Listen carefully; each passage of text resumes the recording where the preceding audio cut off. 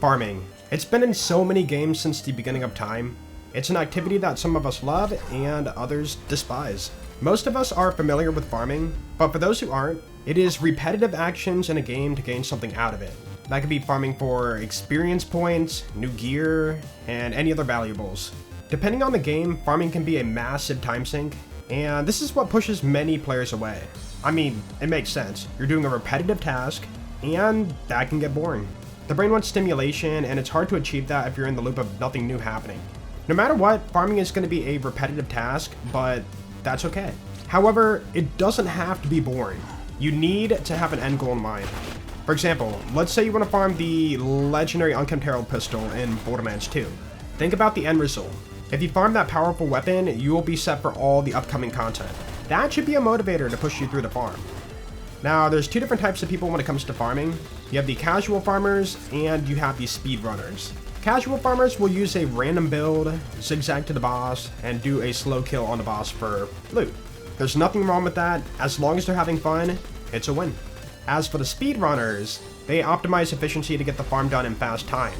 Instead of going from point A to point B to point C, they go from point A straight to point B. They want to cut out any of the extra steps in between. This is achieved through routing a better path and having a better build for that specific farm. I mean, 9 times out of 10, you are a speedrunner, even if you don't know it. You go through life with efficiency, and it carries over to gaming too. The only difference is you don't have a timer on your screen. That's it. Just look at YouTube. How many times do you search or even seen your recommended for best XP farms, the best build, the best way to farm loot? You know, there's so many videos on that stuff.